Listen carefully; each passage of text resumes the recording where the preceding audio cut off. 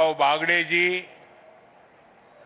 यहाँ के लोकप्रिय मुख्यमंत्री श्री भजनलाल शर्मा जी, पूर्व मुख्यमंत्री बहन वसुंधरा राजे जी, मंत्रिमंडल में मेरे सहयोगी प्रहलाद जोशी जी, जोधपुर से हमारे साथ जुड़ रहे भाई गजेंद्र सिंह शेखावत जी, अश्विनी वैष्णव जी, बीकानेर से हमारे साथ जुड़ रहे श्रीमान अर्जुनराम मेघवाल जी, यहां उपस्थित उप मुख्यमंत्री प्रेमचंद बैरवा जी, दिया कुमारी जी, भाजपा के प्रदेश अध्यक्ष श्रीमान मदन राठौड़ जी, राजस्थान सरकार के मंत्रीगण, अन्य सभी महानुभाव, भाई और बहनों, आज नवरात्र के चौथे दिन मुझे बांसवाड़ा में मां त्रिपुर सुंदरी की धरती पर आने का सौभाग्य मिला है। मुझे कांठल और वागड़ की गंगा मानी जाने वाली माही मां के भी दर्शन हुए। माही का पानी हमारे आदिवासी भाई बहनों के संघर्ष और उनकी जीवटता का प्रतीक है। महानायक गोविंद गुरु जी के प्रेरणादायी नेतृत्व ने जो अलग जगाई, माही का पवित्र जल उस महागाथा का साक्षी है। मैं मां त्रिपुरा सुंदरी और मां माही को श्रद्धापूर्वक नमन करता हूं। साथियों, साधना और शौर्य की धरती से मैं महाराणा प्रताप, राजा बांसिया भील, उनको श्रद्धापूर्वक उनका पुण्य स्मरण करता हूं और उन्हें नमन करता हूं। साथियों, नवरात्रि में हम शक्ति के 9 स्वरूपों की पूजा करते हैं और आज यहां ऊर्जा शक्ति यानी बिजली उत्पादन से जुड़ा इतना बड़ा आयोजन हो रहा है। राजस्थान की धरती से आज बिजली क्षेत्र में भारत के सामर्थ्य का एक नया अध्याय लिखा जा रहा है। आज राजस्थान, मध्य प्रदेश, आंध्र प्रदेश, कर्नाटका और महाराष्ट्र में 90,000 करोड़ रुपए से ज्यादा के बिजली प्रोजेक्ट शुरू हुए हैं। 90,000 करोड़ रुपया से ज्यादा के प्रोजेक्ट्स एक साथ शुरू होना ये दिखाता है कि देश आज बिजली की रफ्तार से आगे बढ़ रहा है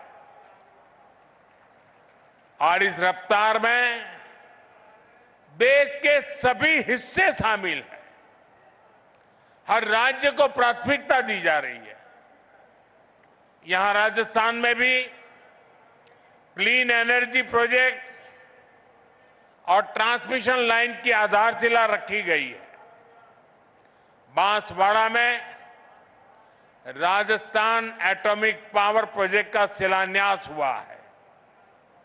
यहां सोलर एनर्जी प्रोजेक्ट का उद्घाटन भी हुआ है।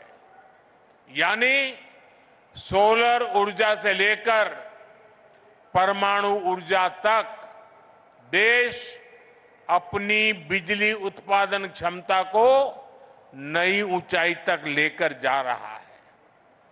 साथियों, आज तकनीक और उद्योगों के जमाने में विकास की गाड़ी बिजली से ही दौड़ती है।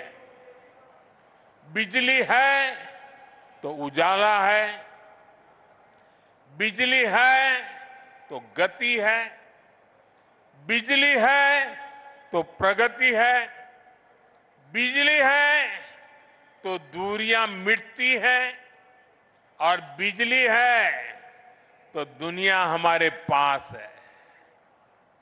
लेकिन मेरे भाइयों बहनों, हमारे देश में कांग्रेस की सरकार ने बिजली के महत्व पर ध्यान ही नहीं दिया। जब 2014 में आपने मुझे सेवा का अवसर दिया और जब मैंने दायित्व संभाला तो देश के 2.5 करोड़ घर ऐसे थे जहां बिजली का कनेक्शन नहीं था। आजादी के 70 साल बाद भी देश के 18,000 गांवों में बिजली का खंभा तक नहीं लगा था। देश के बड़े बड़े शहरों में घंटों घंटों की बिजली कटौती होती थी। गांव में तो 4-5 घंटे बिजली आ जाए तो बड़ी बात होती थी और उस समय लोग चुटकुला सुनाते थे कि हमारे यहां बिजली जाती है, ये न्यूज नहीं है। लोग कहते थे कि बिजली आई, वो न्यूज होता था। लोग एक दूसरे को बधाई देते थे कि आज 1 घंटा बिजली आई थी। वो हाल थे। आज बिजली नहीं थी तो फैक्ट्रियां भी नहीं चल पाती थी, नए उद्योग नहीं लग पाते थे। राजस्थान समेत पूरे देश में यही हालत थी। भाइयों बहनों, 2014 में हमारी सरकार ने इन हालातों को बदलने का संकल्प लिया। हमने देश के हर गांव तक बिजली पहुंचाई। हमने 2.5 करोड़ घरों को मुफ्त बिजली कनेक्शन दिया और जहां जहां बिजली के तार पहुंचे वहां बिजली भी पहुंची। वहां लोगों की जिंदगी आसान हुई, वहां नए नए उद्योग पहुंचे। साथियों, 21वीं सदी में जिस देश को तेज गति से विकास करना है उसे अपने यहां बिजली उत्पादन बढ़ाना ही होगा और इसमें भी सबसे सफल वही देश होंगे जो स्वच्छ ऊर्जा यानी क्लीन एनर्जी में आगे रहेंगे। इसलिए हमारी सरकार स्वच्छ ऊर्जा के अभियान को एक जन आंदोलन बनाकर काम कर रही है। हमने पीएम सूर्य घर मुफ्त बिजली योजना शुरू की। आज इस योजना के तहत शहरों और गांवों में छतों पर सोलर पैनल लग रहे हैं। हमारे किसानों को सस्ती बिजली मिले, इसके लिए पीएम कुसुम योजना के तहत खेतों में भी सोलर पंप लगाए जा रहे हैं। आज इस दिशा में कई राज्यों में सोलर प्रोजेक्ट्स का उद्घाटन हुआ है। इन प्रोजेक्ट से लाखों किसानों को सीधा लाभ मिलेगा, यानी घर में मुफ्त बिजली के लिए पीएम सूर्य घर मुफ्त बिजली योजना और खेतों में मुफ्त बिजली के लिए पीएम कुसुम योजना। अभी मैं कुछ देर पहले पीएम कुसुम योजना के कई मेरे किसान भाई बहनों से जो इनके लाभार्थी हैं उनसे बात कर रहा था। मैं महाराष्ट्र के भी किसान भाई बहनों से बात कर रहा था और वो अपने जो अनुभव बता रहे थे वो बहुत ही उत्साहवर्धक थे। सौर ऊर्जा से मुफ्त बिजली उनके लिए बहुत बड़ा वरदान साबित हो रहा है। साथियों, आज भारत विकसित होने के लिए तेज गति से काम कर रहा है और इसमें राजस्थान की भी बड़ी भूमिका है। आज यहां राजस्थान के लोगों के लिए 30,000 करोड़ रुपए की अन्य परियोजनाओं को भी शुरू किया गया है। पानी, बिजली, सेहत, इससे जुड़ी इन परियोजनाओं को, उससे आप लोगों की सुविधाएं बढ़ेगी। मैंने अभी वंदे भारत समेत 3 नई ट्रेनों को हरी झंडी भी दिखाई है। इस समय देश में रोजगार के नए अवसर पैदा करने का भी बड़ा अभियान चल रहा है। उसी कड़ी में आज राजस्थान के 15,000 युवाओं को सरकारी नौकरियों के नियुक्ति पत्र भी मिले हैं। मैं इन सभी युवाओं को जीवन की इस नई यात्रा की शुभकामनाएं देता हूं। मैं राजस्थान के लोगों को विकास की परियोजनाओं के लिए भी बधाई देता हूं। साथियों, मुझे खुशी है कि आज राजस्थान की भाजपा सरकार राज्य के विकास में पूरी ईमानदारी से जुटी है। कांग्रेस ने राजस्थान को लूटकर जो जख्म दिए, उसे भरने का काम हमारी सरकार कर रही है। कांग्रेस सरकार में राजस्थान पेपर लीक का सेंटर बन गया था। जल जीवन मिशन को भी कांग्रेस ने भ्रष्टाचार की भेंट चढ़ा दिया था। महिलाओं पर अत्याचार चरम पर था। बलात्कारियों को संरक्षण दिया जा रहा था। कांग्रेस राज में बांसवाड़ा, डूंगरपुर, प्रतापगढ़ जैसे क्षेत्रों में अपराध और अवैध शराब का कारोबार खूब पनपा। लेकिन जब यहां आपने भाजपा को मौका दिया तो हमने कानून व्यवस्था को मजबूत किया, योजनाओं में तेजी लाए। हम यहां बड़े बड़े प्रोजेक्ट लगा रहे हैं। आज राजस्थान में हाईवेज, एक्सप्रेसवेज का नेटवर्क बिछाया जा रहा है। आज भाजपा सरकार राजस्थान को, दक्षिण राजस्थान को तेज विकास की राह पर आगे बढ़ा रही है। साथियों, आज पंडित दीनदयाल उपाध्याय जी की जन्म जयंती है। उन्होंने हमें अंत्योदय का सिद्धांत दिया था। अंत्योदय यानी समाज के आखिरी पायदान पर खड़े व्यक्ति का उत्थान। उनका ये विजन आज हमारा मिशन बन चुका है।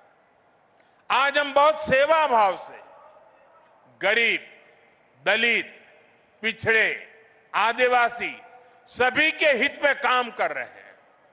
सबका साथ, सबका विकास, इसी मंत्र को लेकर के चल रहे हैं।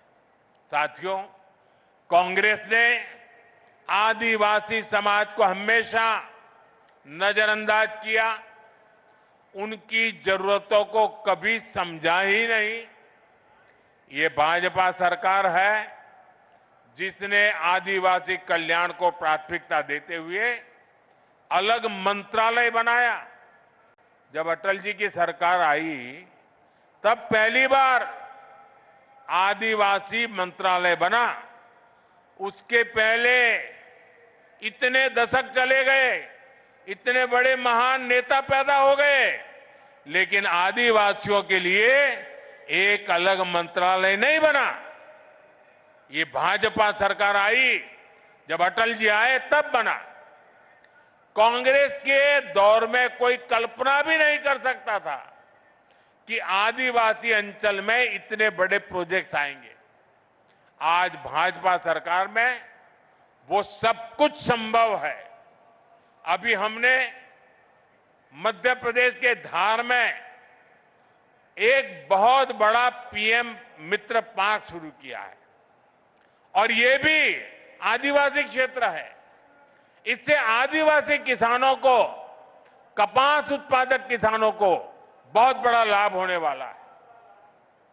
साथियों, भाजपा के प्रयासों से ही आज गरीब आदिवासी परिवार की बेटी आदरणीय द्रौपदी मुर्मू जी देश की राष्ट्रपति बनी है। और राष्ट्रपति जी ने ही आदिवासियों में भी अति पिछड़े आदिवासी समाज का विषय उठाया था। उनकी प्रेरणा से ही हमने पीएम जनमन योजना शुरू की है। इसके तहत आदिवासियों में भी अति पिछड़े समाज को प्राथमिकता दी जा रही है। आज धरती आबा जनजातीय ग्राम उत्कर्ष अभियान के तहत जनजातीय गांवों को आधुनिक बनाया जा रहा है। भगवान बिरसा मुंडा को लोग धरती आबा के रूप में भी जानते हैं। इसका लाभ 5 करोड़ से ज्यादा आदिवासियों तक पहुंचेगा। आज देश में सैकड़ों एकलव्य मॉडल आदिवासी विद्यालय खोले जा रहे हैं। हमने वनवासियों और अनुसूचित जनजातियों के वन अधिकारों को भी मान्यता दी। साथियों, आप ये भी जानते हैं, हमारे आदिवासी भाई बहन हजारों वर्षों से जंगल के संसाधनों का इस्तेमाल करते आए हैं। ये वन संसाधन उनकी प्रगति का जरिया बने, इसके लिए हमने वन धन योजना शुरू की। वन उपज की चीजों पर हमने एमएसपी को बढ़ाया। हमने जनजातीय समाज के उत्पादों को बाजार से जोड़ा। इसका परिणाम है आज देश में वन उपज में रिकॉर्ड वृद्धि हुई है। साथियों, आदिवासी समाज को स्वाभिमान से जीवन जीने का अवसर मिले, ये हमारी प्रतिबद्धता है। उनकी आस्था, उनके आत्मसम्मान और उनकी संस्कृति की रक्षा करना, ये हमारा संकल्प है। साथियों, जब देश के सामान्य मानव का जीवन आसान होता है तो वो खुद आगे बढ़कर देश की प्रगति का नेतृत्व करता है। आप लोगों को याद होगा, आज से 11 साल पहले कांग्रेस के समय हालात कितने खराब थे। और खराब क्यों थे? क्योंकि कांग्रेस सरकार देशवासियों के ही शोषण में लगी थी। कांग्रेस सरकार देश के लोगों को ही लूट रही थी। कांग्रेस के समय में टैक्स और महंगाई दोनों आसमान पर थी। आपने जब मोदी को आशीर्वाद दिया तो हमारी सरकार ने कांग्रेस की लूट को बंद किया। साथियों, ये आजकल बहुत मुझ पर गुस्से में रहते हैं, इसका कारण भी यही है। साथियों, 2017 में हमने जीएसटी लागू करके देश को टैक्स और टोल के जंजाल से मुक्ति दिलाई थी। अभी नवरात्रि के पहले दिन से फिर जीएसटी में बहुत बड़ा सुधार किया गया है। इसका नतीजा ये हुआ है कि आज पूरा भारत जीएसटी बचत उत्सव मना रहा है। हर रोज इस्तेमाल की जाने वाली ज्यादातर चीजें सस्ती हो गई हैं। यहां इतनी बड़ी संख्या में माताएं बहनें आई हैं, और जब मैं अभी जीप में आ रहा था, सब माताएं बहनें आशीर्वाद दे रही थी। घर में माताओं बहनों के लिए रसोई का खर्च कम हो गया है। साथियों, साल 2014 से पहले अगर आप साबुन, शैम्पू, टूथपेस्ट, टूथ पाउडर ऐसे रोजमर्रा के सामान पर अगर आप 100 रुपये की चीज खरीदते थे, तब ये 100 रुपये का सामान आपको 131 रुपये का पड़ता था। सामान 100 का और देना पड़ता था 131 रुपया। और 2014 के पहले की बात कर रहा हूं, जो आजकल बयान बहादुर भांति भांति के झूठ फैला रहे हैं ना, यानी कांग्रेस सरकार 100 रुपये की खरीद पर 31 रुपये टैक्स लेती थी।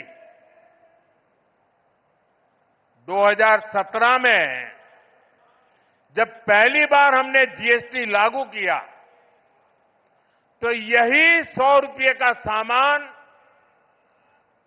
सिर्फ 18 रुपये बढ़े और 118 रुपये में आने लगा। यानी कांग्रेस सरकार से भाजपा सरकार आते आते 100 रुपये पर 13 रुपये की बचत हुई। अब 22 सितंबर को हम दोबारा जीएसटी को रिफॉर्म किया। जीएसटी रिफॉर्म के बाद जो 14 के पहले 100 रुपये का 131 रुपया देना पड़ता था, अब 100 रुपया में सिर्फ 5 रुपया टैक्स लगता है, सिर्फ 105 रुपया देना पड़ता है। कहां 31 रुपया और कहां 5 रुपया? यानी कांग्रेस के जमाने की तुलना में आज आपको 100 रुपये की खरीदारी पर 26 रुपये की बचत हो रही है। माताएं बहनें तो महीने के बजट का पूरा हिसाब रखती है। हम हिसाब से तो दर महीने अब आपको सैकड़ों रुपये की बचत होने वाली है। साथियों, जूते चप्पल तो सबकी जरूरत होते हैं। कांग्रेस के राज में अगर आपको 500 रुपये का जूता खरीदना होता था तो वो 575 रुपये का आता था। यानी 500 का जूता और बिल आता था 575। यानी कांग्रेस 500 रुपये के जूते पर 75 रुपये का टैक्स आपसे वसूलती थी। हमने जीएसटी लागू किया तो टैक्स 15 रुपया कम हो गया। अब नए जीएसटी के बाद आपको इसी जूते पर 50 रुपया कम देना पड़ेगा। पहले 500 से ऊपर के जूतों पर और भी ज्यादा टैक्स लगता था। हमने वो 500 वाला स्लैब भी हटा दिया। अब हमने जो 500 तक का स्लैब था उसको हटा करके 2500 रुपये तक जो जूते उसका टैक्स भी कम कर दिया। साथियों, एक सामान्य परिवार का सपना होता है कि उसके पास एक स्कूटर या मोटरसाइकिल हो। कांग्रेस राज में ये भी पहुंच से बाहर था। कांग्रेस 60,000 की बाइक पर, अगर एक बाइक आप खरीदते हैं 60,000 रुपये में, तो 19,000 रुपये से अधिक टैक्स लेती थी। बताइए, 60,000 रुपये के सामने 19,000 से ज्यादा टैक्स। 2017 में हम जीएसटी लाए तो ये टैक्स 2-2.5 हजार रुपया कम किया। और अब 22 सितंबर को जो दरें लागू की उसके बाद अब 60,000 की बाइक पर सिर्फ 10,000 रुपया टैक्स हम ले आए नीचे। यानी 2014 की तुलना में करीब 9,000 रुपये का फायदा हुआ। साथियों, कांग्रेस के राज में अपना घर बनाना भी बहुत महंगा था। 300 रुपये के सीमेंट के बैग पर कांग्रेस सरकार 90 रुपये से अधिक टैक्स लेती थी। 2017 में जीएसटी आने के बाद ये करीब 10 रुपया कम हुआ। और अब जब दोबारा हम रिफॉर्म करके जीएसटी लाए तो 22 सितंबर के बाद सीमेंट के उसी बैग पर करीब 50 रुपये ही जीएसटी लग रही है। यानी सीमेंट के हर बैग पर भी 2014 की तुलना में आज 40 रुपये की बचत हो रही है। यानी कांग्रेस राज में जहां लूट ही लूट थी, वहीं आज भाजपा की सरकार में बचत ही बचत है। और तभी तो देश जीएसटी बचत उत्सव मना रहा है और जीएसटी बचत उत्सव को पूरे देश में मनाया जा रहा है। लेकिन भाइयों बहनों, ये जीएसटी बचत उत्सव तो चल रहा है, लेकिन हमारा एक और लक्ष्य है, आत्मनिर्भर भारत का। हम किसी और पर निर्भर न रहें, यह अब बहुत आवश्यक है। और उसका रास्ता जाता है स्वदेशी के मंत्र से, और इसलिए हमें स्वदेशी के मंत्र को भूलना नहीं है। मैं आप सबसे आग्रह करूंगा, और राजस्थान में और देश के कोने कोने में जो लोग मुझे सुन रहे हैं, उन सबसे भी आग्रह करूंगा, खास करके मेरे दुकानदार व्यापारियों से आग्रह करूंगा, हम जो बेचेंगे वो स्वदेशी ही बेचेंगे। और मैं देशवासियों से आग्रह करूंगा, हम जो खरीदेंगे वो भी स्वदेशी ही खरीदेंगे। हम दुकानदार को पूछेंगे, बताओ भाई ये स्वदेशी है कि नहीं है? और मेरी तो स्वदेशी की व्याख्या बहुत सिंपल है, कंपनी दुनिया के किसी भी देश की क्यों न हो,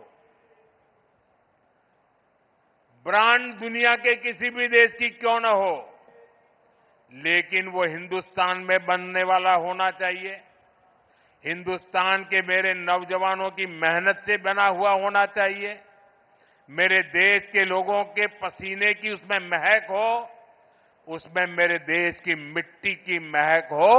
मेरे लिए वो सब स्वदेशी है। और इसलिए मैं सभी व्यापारियों को कहता हूं, दुकान पे एक बोर्ड लगाइए, गर्व से कहो ये स्वदेशी है।